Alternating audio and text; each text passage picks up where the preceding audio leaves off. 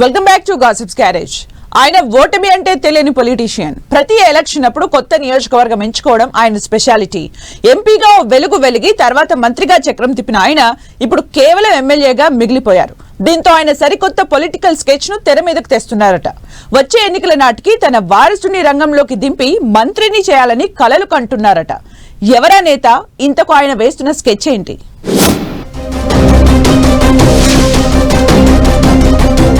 వారసుణ్ణి మంత్రిని చేయాలని కలలు కంటున్న గంట. ఒకప్పుడు ఓ వెలుగు వెలిగి ఇప్పుడు ఎమ్మెల్యేగా గంట. తన కొడుకును ఎమ్మెల్యేను చేసి మంత్రిగా చూడాలని డ్రీమ్. భీమిలి పాలిటిక్స్ లో గంట కంటే ఎక్కువ యాక్టివ్ గా రవితేజ. గంటా శ్రీనివాసరావు టీడీపీలోనూ ప్రజారాజ్యంలోనూ కాంగ్రెస్ లోనూ ఎక్కడున్నా కీలక పదవుల్లో కొనసాగారు. 2 దశాబ్దాలకు పైగా రాజకీయాల్లో ఉన్న ఆయన ఓటమి ఎరుగని నేతగా పేరు సంపాదించారు. అయితే 2024 ఎన్నికల్లో భీమిలి నుంచి పోటీ చేసి గెలిచిన గంట మళ్లీ మంత్రి కావాలి అనుకున్నారు. కానీ ఆ ఆశ నెరవేరడం లేదు. గంటాకు మంత్రి పదవి దక్కకపోవడానికి చాలా రీజన్స్ ఉన్నాయని చర్చ జరుగుతోంది.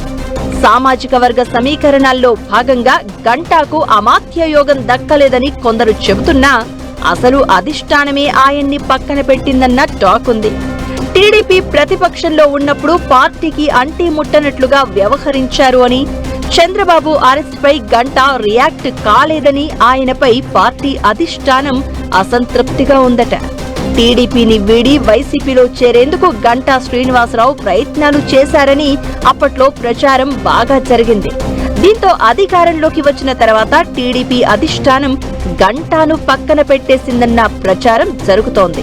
ఇప్పుడు పార్టీలోనూ ప్రభుత్వంలోనూ కీలకంగా ఉన్న మంత్రి లోకేష్ కూడా గంటాను దగ్గరకు రానివ్వడం లేదట. 2014 హయాంలో చంద్రబాబు కాకుండా లోకేష్ నాయకత్వాన్ని అప్పట్లో గంట మనస్ఫూర్తిగా స్వాగతించలేకపోగా ఎడమొహం పెడమొహంగా ఉండేవారట. ఈ పరిస్థితులన్నింటినీ గమనించిన లోకేష్ ఇప్పుడు గంటాకు మంత్రి పదవి ఇవ్వలేదనే టాక్ నడుస్తోంది.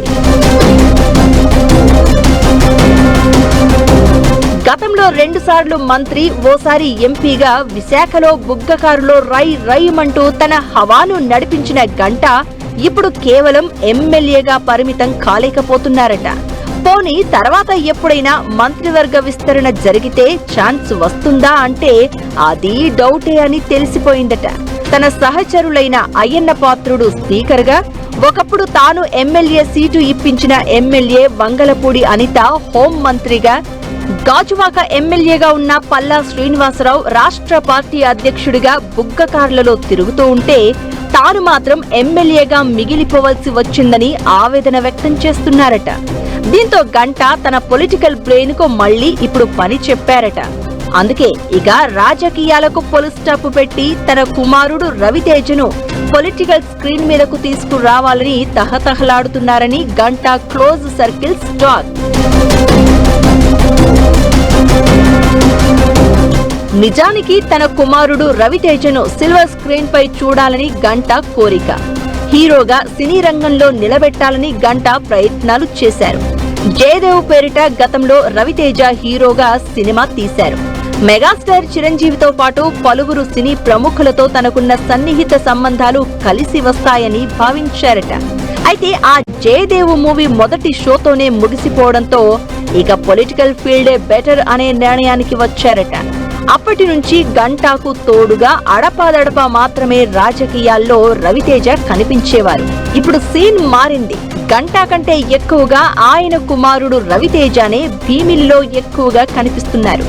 ఎన్టీఆర్ భరోసా పెన్షన్లు పెంచినా, తల్లికి వందనం నిధులు మంజూరు చేసినా, అన్నదాత సుఖీభవ, ఫ్రీ గ్యాస్, ఉచిత బస్సు వంటి పథకాల్ని ప్రారంభించినా సరే రవితేజ యాక్టివ్ గా భీమిలి నియోజకవర్గంలో తిరుగుతున్నారు.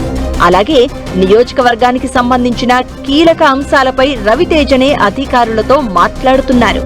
ఇటీవల ఉత్తరాంధ్ర టీచర్స్ ఎమ్మెల్సీ ఎన్నికల్లో రవితేజ దగ్గరుండి ప్రచారం చేశారు. అలాగే భీమిలి టీడీపీ జనసేన క్యాడర్లో తన పట్టు పెంచుకునేందుకు అందరికీ అందుబాటులో ఉండే ప్రయత్నం చేస్తున్నారు రవితేజ. ఇదంతా చూస్తున్న వారికి గంటా స్కెచ్ ఏంటో అర్థమైపోయిందట. వచ్చే ఎన్నికల నాటికి తాను ఎంపీగానో మరో పదవికి వెళ్లిపోయి తన కుమారుడిని లోకేష్ టీంలో చేర్పించి మంత్రిని చేయాలనే ఎత్తుగడలో భాగంగానే భీమిలిలో రవితేజను యాక్టివ్ చేశారని అంటున్నారు. ఇటు గంటా కుమారుడిగా అటు మంత్రి నారాయణ అల్లుడిగా కూడా రవితేజకు రాజకీయ బలగం కలిసి రాబోతోందన్న టాక్ వినిపిస్తోంది. వచ్చే ఎన్నికల నాటికి రవితేజను అసెంబ్లీకి పంపి తర్వాత మంత్రిని చేయడం పక్కా అని గంటా అనుచరులు కూడా లెక్కలు వేసుకుంటున్నారట. మరి గంటా శ్రీనివాసరావు స్కెచ్ వర్కౌట్ అవుతుందో లేదో చూడాలి మరి.